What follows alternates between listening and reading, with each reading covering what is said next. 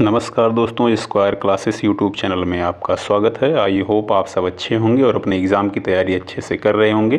तो आज हम लेकर आए हैं आपके लिए कुछ यूपी स्पेशल से क्वेश्चन हैं, कुछ जीएस हैं और करंट अफेयर के क्वेश्चन आपके आज होने वाले हैं। तो चलिए स्टार्ट करते हैं और आप सब अपनी तैयारी को कंटिन्यू कीजिए, पेपर पास में है। तो चलिए स्टार्ट करते हैं और लेते हैं अपने पहले प्रश्न को। और पहला प्रश्न हमारा कि महीगीर जनजाति उत्तर प्रदेश के किस ज़िले में पाई जाती है। बताना है कि जो महीगीर जनजाति है आपकी, वह उत्तर प्रदेश के किस ज़िले में पाई जाती है। आपको 4 ऑप्शन दिया गया है, बताना है कि कहाँ पर पाई जाती है।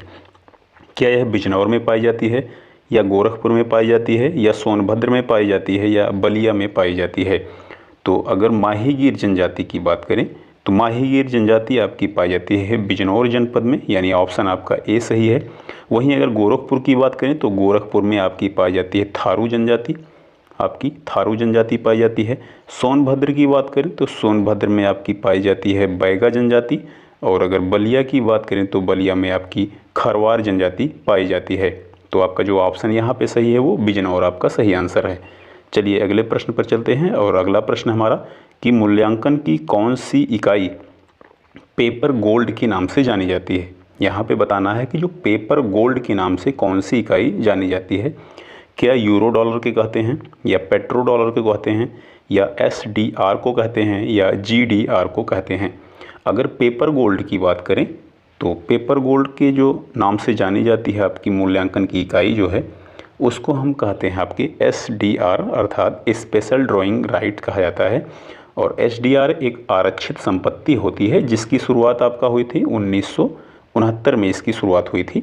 और इसका जो अधिग्रहण मतलब जिस पर इसका अधिकार होता है वो है आपका आईएमएफ, यानी इंटरनेशनल मॉनेटरी फंड जो है, अंतर्राष्ट्रीय मुद्रा कोष जो है, उसका जो एसडीआर जो है उस पर नियंत्रण होता है आईएमएफ का। तो चलिए अगले प्रश्न पर चलते हैं और लेते हैं अगला प्रश्न। और अगला प्रश्न है कि महतारी दुलार योजना किस राज्य ने शुरू की है।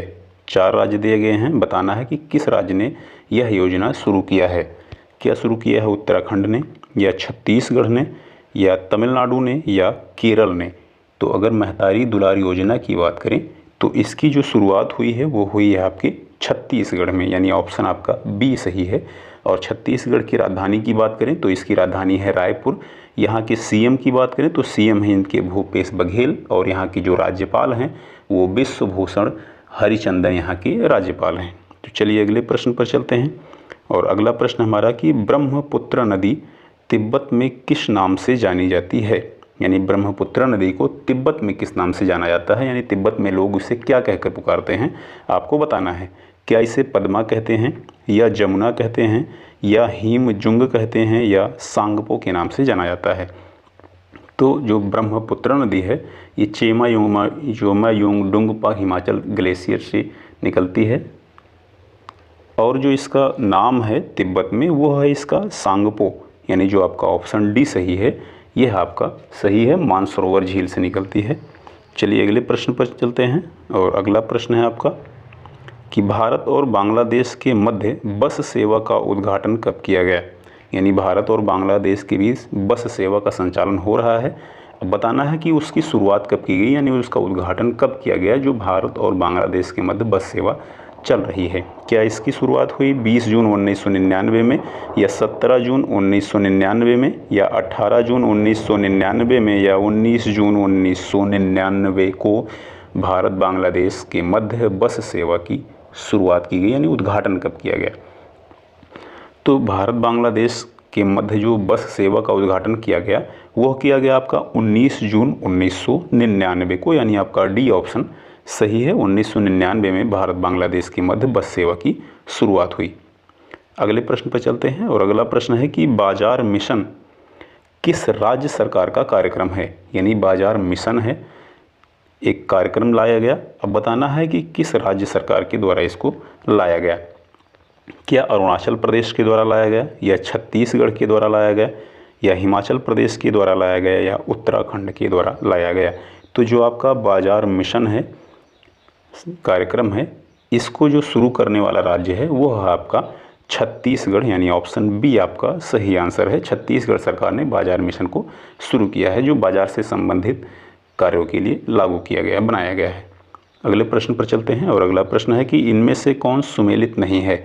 बताना है कि आपको 4 ऑप्शन दिए गए हैं, चारों में कौन सा ऑप्शन है जो आपका गलत है, यानी सही मिलान जिसका नहीं हुआ है। उड़ीसा भुवनेश्वर, यानी जो उड़ीसा की राजधानी है, क्या वह भुवनेश्वर है? राजधानी और राज्य की बात की गई है। क्या गोवा की राजधानी पणजी है, या केरल की राजधानी कोची है, या मिजोरम की राजधानी आइजॉल है? तो अगर उड़ीसा की बात करें तो उड़ीसा की राजधानी जो है वो आपका भुवनेश्वर है, सही है। गोवा की बात करें तो गोवा की भी राजधानी आपका पणजी है, तो ये भी आपका सही है। केरल की बात करें तो केरल की जो राजधानी है वह तिरुवनंतपुरम है, यानी कोची आपका नहीं है, यानी जो आपका ऑप्शन सही है वो केरल सही है, यानी केरल की राजधानी कोची नहीं है। मिजोरम की बात करें तो मिजोरम की राजधानी आइजॉल है, यह आपका सही है, यानी जो आपका ऑप्शन सही है यहाँ पे वो आपका सी है, केरल की राजधानी कोची नहीं है। अगले प्रश्न पर चलते हैं और अगला प्रश्न हमारा कि कृषि और किसान कल्याण मंत्री कौन है। बताना है कि कृषि और किसान कल्याण मंत्री कौन है। क्या नरेंद्र सिंह तोमर हैं, या पीयूष गोयल हैं, या नरेंद्र मोदी हैं, या निर्मला सीतारमण हैं? तो बताना है कि जो आपके कृषि और किसान कल्याण मंत्री हैं वो आपके हैं कौन। तो निर्मला सीतारमण की बात करें तो ये आपके वर्तमान भारत की वित्त मंत्री हैं। नरेंद्र मोदी आपके प्रधानमंत्री हैं, और आपके जो कृषि और किसान कल्याण मंत्री हैं वो आपके हैं नरेंद्र सिंह तोमर। तो जो ऑप्शन आपका सही है वो ए ऑप्शन आपका सही है। अगले प्रश्न पर चलते हैं और अगला प्रश्न हमारा कि हाल ही में चंद्रयान 3 मिशन किसने भेजा, यानी जो चंद्रयान 3 मिशन भेजा गया है वो किसके द्वारा भेजा गया है। क्या नासा के द्वारा भेजा गया, या जाक्सा के द्वारा भेजा गया, या इसरो के द्वारा भेजा गया, या कोरिया के द्वारा भेजा गया? तो चंद्रयान 3 मिशन चंद्रमा पर भेजा गया। वहाँ के बारे में पता लगाने के लिए टेम्परेचर क्या है, वहाँ पे आपके तत्व कौन से हैं, जल के बारे में, ऑक्सीजन के बारे में, तो इन सब तत्वों का पता लगाने के लिए आपका चंद्रयान 3 भेजा गया। तो चंद्रयान 3 जो भेजा गया वो भेजा गया आपका इसरो के द्वारा, जो भारत की स्पेस एजेंसी है इसरो, अर्थात इंडियन स्पेस रिसर्च ऑर्गेनाइजेशन है, इसके द्वारा भेजा गया आपका चंद्रयान 3। नासा आपका अमेरिका का जो अंतरिक्ष एजेंसी है वो है। जाक्सा की बात करें तो जाक्सा आपकी जापान की अंतरिक्ष एजेंसी है, और कोरिया तो आपको पता ही है, तानाशाह है। तो चलिए अगले प्रश्न पर चलते हैं और लेते हैं 10वां प्रश्न। और 10वां प्रश्न है हमारा कि अधोलिखित में से कौन व्यक्तिगत स्वर्ण जीतने वाला एथलीट है। जो व्यक्तिगत स्वर्ण जीता है यानी गोल्ड मेडल जीता है वो कौन है, बताना है आपको। क्या नीरज चोपड़ा हैं, या अभिनव बिंद्रा हैं, या दोनों यानी ए बी दोनों, यानी नीरज चोपड़ा और अभिनव बिंद्रा दोनों जीते हैं, या लवलीना बोरगोहान जीती हैं? तो अगर व्यक्तिगत स्वर्ण की बात करें तो व्यक्तिगत स्वर्ण आपकी नीरज चोपड़ा भी जीत चुके हैं और अभिनव बिंद्रा भी जीत चुके हैं। तो जो आपका ऑप्शन यहाँ पे सही है वो आपका सी ऑप्शन सही है, यानी दोनों, यानी नीरज चोपड़ा और अभिनव बिंद्रा दोनों व्यक्तिगत रूप से, मतलब व्यक्तिगत रूप में एथलीट में आपके गोल्ड मेडल जीत चुके हैं। तो चलिए अगले प्रश्न पर चलते हैं और अगला प्रश्न हमारा 11वां है कि इनमें से कौन सी योजना हरियाणा सरकार की नहीं है। 4 योजनाएं आपको दी गई हैं, चारों में बताना है कि जो योजना है वो कौन सी है जो हरियाणा सरकार की नहीं है। क्या संजीवनी योजना जो है वो हरियाणा सरकार की नहीं है, या मुफ्त शिक्षा नहीं है, या एक ब्लॉक एक उत्पाद नहीं है, या अंकुर योजना नहीं है? तो अगर बात करें हरियाणा सरकार की तो यहाँ की जो योजना नहीं है वो है आपका अंकुर योजना। संजीवनी योजना आपकी हरियाणा की है, मुफ्त शिक्षा भी आपकी हरियाणा की है, एक ब्लॉक एक उत्पाद भी आपकी हरियाणा की है, और मुफ्त में बच्चों को जो टैबलेट दिया जाता था वो भी आपका दिया गया हरियाणा में, और उसके साथ में 2 GB डाटा भी देने की बात की गई थी, और हरियाणा गवर्नमेंट के द्वारा ये सब काम किया गया। तो जो आपका अंकुर योजना है ये आपके हरियाणा सरकार की नहीं है, बाकी तीनों योजनाएं हरियाणा सरकार की हैं। अगले प्रश्न पर चलते हैं और अगला प्रश्न लेते हैं कि भारत के सर्वाधिक ऊंचाई पर स्थित हर्बल पार्क कहाँ है। अब हर्बल पार्क की बात करना है, बताना है कि जो हर्बल पार्क है वो कहाँ पर है। क्या वह चमोली उत्तराखंड में है, या रानीखेत उत्तराखंड में है, या लेह लद्दाख में है, या शिमला हिमाचल प्रदेश में है? तो अगर हर्बल पार्क की बात करें तो हर्बल पार्क जो है आपका वो है आपका चमोली उत्तराखंड में, यानी ऑप्शन आपका ए सही है। और चमोली जनपद से ही आपका शुरू हुआ था चिपको आंदोलन, जिसके जो प्रवर्तक थे या जिसके अग्रणी जो थे वो सुंदरलाल बहुगुणा थे। चलिए अगले प्रश्न पर चलते हैं। और अगला प्रश्न है हमारा कि विश्व समुद्री दिवस कब मनाया जाता है। बताना है कि जो विश्व समुद्री दिवस है वह कब मनाया जाता है। क्या 21 सितंबर को मनाते हैं, या 27 सितंबर को मनाते हैं, या 30 सितंबर को मनाते हैं, या 4 अक्टूबर को मनाते हैं। तो अगर 21 सितंबर की बात करें तो 21 सितंबर के दिन जो मनाया जाता है वो मनाते हैं विश्व शांति दिवस। अगर 27 सितंबर की बात करें तो 27 सितंबर को आपका विश्व पर्यटन दिवस मनाया जाता है। 30 सितंबर की बात करें तो 30 सितंबर को मनाते हैं आपका विश्व समुद्री दिवस, यानी ऑप्शन आपका सी सही है। और 4 अक्टूबर की बात करें तो 4 अक्टूबर के दिन विश्व पशु दिवस मनाया जाता है। चलिए अगले प्रश्न पर चलते हैं। और अगला प्रश्न हमारा कि किमिन स्थल किस राज्य में है। किमिन एक स्थल है, यानी एक स्थान है। बताना है कि यह किस राज्य में है। क्या यह अरुणाचल प्रदेश में है, या राजस्थान में है, या गोवा में है, या हिमाचल प्रदेश में है। तो किमिन स्थल की बात करें तो किमिन स्थल जो है वह आपका है अरुणाचल प्रदेश में, यानी आपका ऑप्शन ए सही है। और अरुणाचल प्रदेश सबसे पूर्वी राज्य है भारत का, और यहाँ पर जो जनसंख्या घनत्व है वो सबसे कम है, यानी 17 व्यक्ति प्रति वर्ग किलोमीटर है। पूरे भारत में सबसे कम जनसंख्या घनत्व जो है वो अरुणाचल प्रदेश का है। वर्तमान में अरुणाचल प्रदेश के जो सीएम है वो पेमा खांडू हैं, और यहाँ के जो राज्यपाल हैं वो हैं आपके कैवल्य त्रिविक्रम। तो चलिए अगले प्रश्न पर चलते हैं। और अगला प्रश्न हमारा कि विश्व का सबसे बड़ा सौर वृक्ष भारत के किस राज्य में है। अगर सौर वृक्ष की बात करें तो एक ऐसा वृक्ष, यह एक कृत्रिम वृक्ष बनाया गया है जिसकी जो पत्तियां बनाई गई हैं वो सोलर पैनल से बनाई गई हैं, और जो इसके तने बनाए गए हैं वो आपके धातु के बनाए गए हैं। तो ऐसा वृक्ष जो सौर ऊर्जा का काम करता है उसे कहा गया सौर वृक्ष। तो बताना है कि किस राज्य में बनाया गया है। क्या यह पश्चिम बंगाल में बनाया गया, या तेलंगाना में, या कर्नाटक में, या पंजाब में। तो सौर वृक्ष जो बनाया गया है जो कि सबसे बड़ा है तो यह बनाया गया है आपका पश्चिम बंगाल में, यानी ऑप्शन आपका ए सही आंसर है। चलिए अगले प्रश्न पर चलते हैं। और अगला प्रश्न हमारा कि गिरीश चंद्र मुर्मू भारत में किस पद पर हैं। यानी जो बताना है कि गिरीश चंद्र मुर्मू हमारे भारत के हैं वो कौन से पद पर हैं। क्या वो CAG हैं, यानी कंप्ट्रोलर एंड ऑडिटर जनरल हैं, या सचिव हैं, या अध्यक्ष हैं, या इनमें से कोई नहीं। तो गिरीश चंद्र मुर्मू की बात करें तो ये भारत के नियंत्रक और महालेखा परीक्षक हैं, और यह एक विधिक अधिकारी हैं, और जो CAG की नियुक्ति करता है वो करता है आपका राष्ट्रपति। तो गिरीश चंद्र मुर्मू जो हैं वो आपके हैं CAG, यानी कंप्ट्रोलर एंड ऑडिटर जनरल हैं भारत के। चलिए अगले प्रश्न पर चलते हैं और लेते हैं अगला प्रश्न। और 17वां प्रश्न हमारा कि कौन सा देश 19वां सांग्री ला डायलॉग एशिया सुरक्षा शिखर सम्मेलन का मेज़बान है। यानी जो 19वां सांग्री ला डायलॉग है एशिया सुरक्षा शिखर सम्मेलन, इसका मेज़बान देश कौन सा है। क्या भारत है, या जापान है, या सिंगापुर है, या थाईलैंड है। तो अगर इसकी बात करें तो सांग्री ला डायलॉग का जो मेज़बान देश है वो है आपका सिंगापुर, और सिंगापुर से भारत के जो व्यापारिक संबंध है वो अच्छे भी हैं। चलिए अगले प्रश्न पर चलते हैं। और अगला प्रश्न हमारा कि न्यू डेवलपमेंट बैंक ने भारत में अपना क्षेत्रीय कार्यालय किस राज्य में खोलने की घोषणा की है। यानी जो NDB है आपका न्यू डेवलपमेंट बैंक, इसका मुख्यालय संघाई में है। तो बताना है कि भारत के किस राज्य में अपना ये क्षेत्रीय कार्यालय खोलेगा। क्या मध्य प्रदेश में खोलेगा, या गुजरात में खोलेगा, या कर्नाटक में खोलेगा, या तेलंगाना में खोलेगा। तो NDB ने जो अपना मुख्यालय खोलने की घोषणा की है, क्षेत्रीय कार्यालय, वो खोलने की घोषणा की है आपके गुजरात में, यानी ऑप्शन आपका सी सही है, और ऑप्शन बी आपका सही है गुजरात। चलिए अगले प्रश्न पर चलते हैं।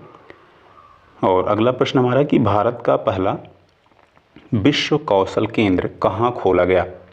बताना है कि जो विश्व कौशल केंद्र खोला गया है वो भारत में किस जगह पर खोला गया है। क्या पटना में खोला गया, या भुवनेश्वर में खोला गया, या चंडीगढ़ में खोला गया, या लखनऊ में खोला गया। तो भारत के पहले कौशल केंद्र की बात करें तो इसका जो उद्घाटन हुआ है वो हुआ आपका भुवनेश्वर में खोलने की बात की गई है।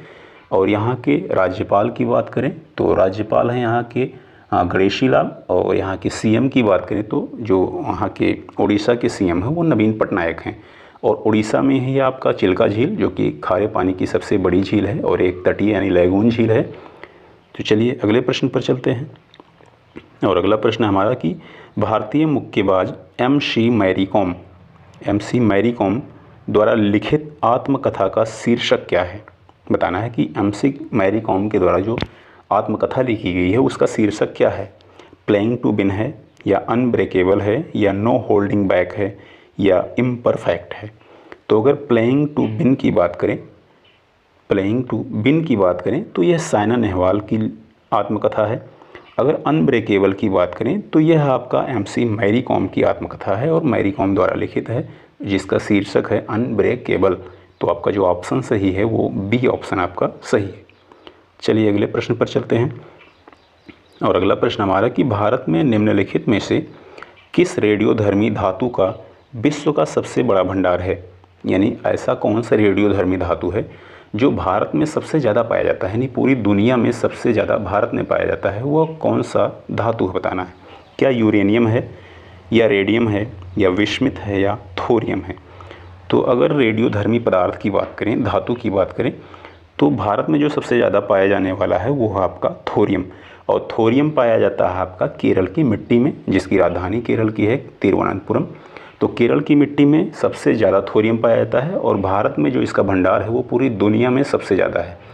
और वर्तमान में भी हाल ही में वैज्ञानिकों ने सर्च करना स्टार्ट किया है कि क्या थोरियम से विद्युत का उत्पादन किया जा सकता है। अगर ऐसा होता है तो शायद दुनिया में भारत इनकम के मामले में सबसे ज़्यादा हो जाएगा आगे, चूँकि थोरियम एक महंगी धातु है और जो भारत में इसके भंडार हैं वो सबसे ज़्यादा है और केरल की मिट्टी में सबसे ज़्यादा मात्रा में थोरियम पाए जाते हैं।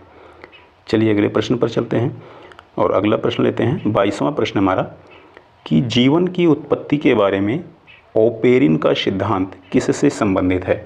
ओपेरिन का सिद्धांत है, बताना है कि यह किससे संबंधित है। क्या यह रासायनिक विकास से संबंधित है, यानी जैविक विकास जिसे कहते हैं, या भौतिक विकास से है, या जैविक विकास से है, या कृत्रिम विकास से। तो रासायनिक विकास से संबंधित आपका ओपेरिन सिद्धांत और आपका ऑप्शन ए सही है। जो ओपेरिन सिद्धांत है वो आपका रासायनिक विकास से संबंधित है और रासायनिक विकास मनुष्य के निर्माण में अपनी अहम भूमिका अदा करती है। अगले प्रश्न पर चलते हैं और अगला प्रश्न हमारा कि वीडियो खेल का जनक किसे कहा जाता है। जो वीडियो गेम आप खेलते हैं उसका जनक किसे कहा जाता है आपको बताना है। क्या कार्ल वेंज को कहते हैं, या एमिली वर्लिन को कहते हैं, या रुडोल्फ डीजल को कहते हैं, या रॉल्फ एच बेयर को कहते हैं। अगर वीडियो गेम की बात करें तो इसकी शुरुआत 1958 में हुई थी और इसकी शुरुआत जिन्होंने की थी उनका नाम था विलियम हिगिनबॉटम और सबसे पहले वीडियो गेम इन्होंने बनाया था। लेकिन इन्हें जनक नहीं कहा गया क्योंकि इन्होंने ज़्यादा काम नहीं किया। बाद में आए आपके रॉल्फ एच बेयर और रॉल्फ एच बेयर ने वीडियो गेम पर सबसे ज़्यादा काम किया, उसमें अपना सबसे ज़्यादा योगदान दिया, इसीलिए इन्हें वीडियो गेम का जनक कहा जाता है। तो आपका रॉल्फ एच बेयर आपके सही आंसर हैं, वीडियो गेम का जनक। अगले प्रश्न पर चलते हैं और 24वां प्रश्न हमारा कि प्रतिवर्ष विश्व क्षय रोग दिवस कब मनाया जाता है। यानी जो विश्व क्षय रोग दिवस है वो किस दिन मनाया जाता है आपको बताना है। क्या 21 मार्च को मनाते हैं, या 22 मार्च को मनाते हैं, या 23 मार्च को मनाते हैं, या 24 मार्च को मनाते हैं। अगर 21 मार्च की बात करें तो 21 मार्च को मनाया जाता है अंतर्राष्ट्रीय वन दिवस। 22 मार्च की बात करें तो 22 मार्च को विश्व जल दिवस मनाया जाता है। 23 मार्च की बात करें तो 23 मार्च को बनाते हैं आप शहीद दिवस और 24 मार्च को आपको बनाया जाता है विश्व क्षय रोग दिवस। तो आपका जो ऑप्शन सही है वो आपका 24 मार्च। चलिए अगले प्रश्न पर चलते हैं और अगला प्रश्न और अंतिम प्रश्न हमारा 25वां कि निम्न में से भारत रत्न पाने वाला पहला संगीतकार कौन था। बताना है कि संगीतकार कौन पहला था जिसने भारत रत्न प्राप्त किया, यानी जिसे भारत रत्न दिया गया। क्या लता मंगेशकर थे, या MS सुब्बुलक्ष्मी थी, या पंडित रविशंकर थे, या पंडित भीमसेन जोशी थे। अगर लता मंगेशकर की बात करें तो लता मंगेशकर को स्वर कोकिला कहा जाता है। पंडित रविशंकर की बात करें तो पंडित रविशंकर एक सितार वादक हैं। क्या हैं ये हैं आपके सितार वादक। और भीमसेन जोशी की बात करें तो ये शास्त्रीय संगीत के गायक हैं। और जो आपका भारत रत्न पाने वाला पहला संगीतकार था वो है आपके MS सुब्बुलक्ष्मी, यानी ऑप्शन बी आपका सही है। और इसी के साथ हमारा सेशन समाप्त होता है। आज के हमारे कंप्लीट होते हैं 25 क्वेश्चन और मिलते हैं नेक्स्ट वीडियो में, यानी नेक्स्ट क्लास में, अगले क्लास में। तब तक के लिए धन्यवाद। आप सब अपना ख्याल रखिए। शुभ दिन।